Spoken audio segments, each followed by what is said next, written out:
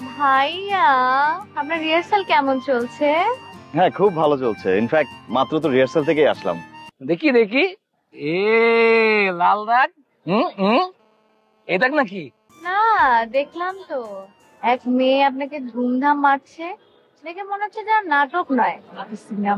বেশি বুঝো, যাই হতে। রাতুল, গাল লাল কিসে, পিরিতের দোষে নাকি থাপ? চলো।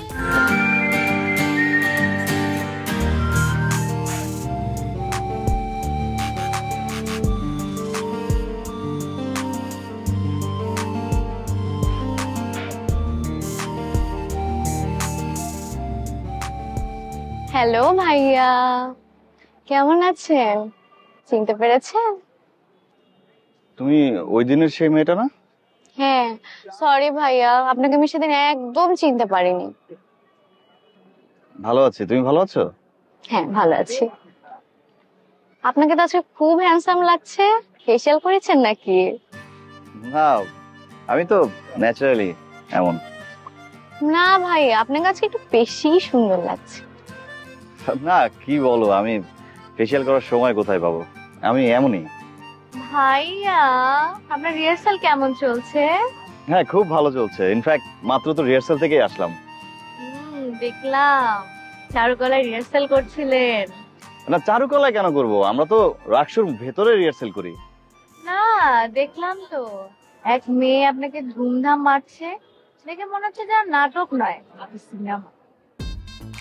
হ্যাঁ, না মানে ওইটা ওই ছিল একটা রিহার্সালের একটা অংশ ছিল আর কি। তুমি থাকো, হ্যাঁ, আমি আমি যাই। না না ভাই, আপনি যাচ্ছেন কোথায়? চলেন, কাজ আছে। চা খেয়ে আসি, ঘুরে আচ্ছা, আসি আরেকদিন কোথাও। খাবো। না, না না না, আজকে চলেন না। তুমি থাকো না, আমি যাই। কোথাও চলেন, ঘুরে আসি। জরুরি কাজ আছে। আরে কোথায় যাচ্ছেন? কোথায় যাচ্ছেন? কই?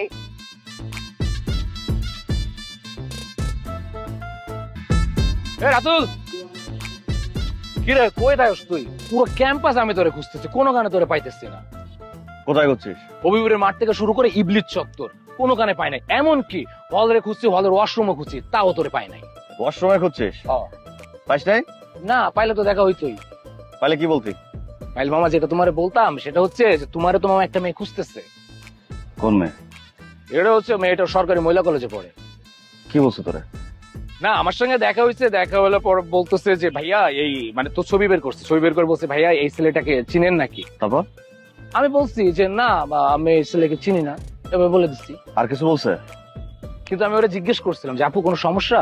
বলছে না, কোনো সমস্যা হয় নাই। আর কিছু বলা নাই? না। খুঁজতেছিল কেন? আরে আমি কে? আমি রাতুল। তো রাতুলকে খুঁজতে মেয়েরা তো আসবেই। যেদিন মেয়েরা আসবে না ওই দিন মনে করবি কোন একটা ঝামেলা হয়েছে, আর যেদিন মেয়েরা আসবে এটা নর্মাল বিষয়। যা। কিন্তু মামা শোনো, হ্যাঁ, রাজশাহী মহিলা কলেজের একটা মেয়ে তোর ফ্রেন্ড কেমনে হয়? তো মহিলা কলেজের মেয়ে ফ্রেন্ড হতে পারে না? মেয়ে না, ওই একটা সম্পর্ক ছিল। এই সম্পর্ক ওই তো বেটা, ওইটা ছিল, এখন ব্রেকআপ করে ফেলছে। আর না, এই কারণে খুঁজতেছে পাগলের মতো। দুই একদিন খুঁজবে, খুঁজে চলে যাবে, সমস্যা নেই। এই মামা, হ্যাঁ দেখি দেখি। এ লাল দাগ। এই দাগ নাকি? এই যখন আমার খুঁজতেছিল তুই ছিলি কই? হ্যাঁ, যখন খুঁজতেছিল তোর জিজ্ঞেস করছে, তুই আমার জানিস নাই কেন? আরে আমি তো তোর পুরো ক্যাম্পাস খুঁজছি, না পাইলে আমি তোরে কেমনে বলবো? তুই ফোন ইউজ করিস না? ফোন মামা আমি ইউজ করি, ফোনে ব্যালেন্স থাকা লাগবে না? ফকিন্নি কোথাকার, তাহলে রুমে বসে বলতি যে তোর ফোনে ব্যালেন্স নাই, আমি রিচার্জ করে দিতাম। কোন সময় টাকা চাইছিস, পাইস না, এরকম হয়েছে? না, সেটা হয় নাই। তাহলে 500 টাকা দে। 500 টাকা দিয়ে কি করবি? এরপরে যদি আবার কোনো মেয়ে খুঁজতে আসে তোমারে, তখন না পাইলে, হ্যাঁ তখন আমার যদি ফোনে ব্যালেন্স না থাকে আমি তোমারে কেমনে ফোন দিব?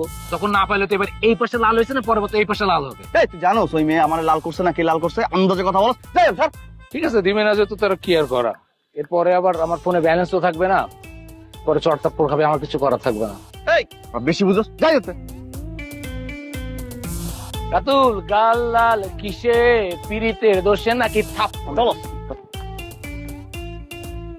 তোর পাইলে পাড়া মারালাম কিন্তু। গাল লাল কিসে, পিরিতের দোষে নাকি থাপ পড়ে দোষে? মামা, এবার ফের এই গাল লাল হয়েছে না, পরের বার এই গাল লাল হবে। দোয়া করে দিলাম তোরে, দোয়া করে দিলাম।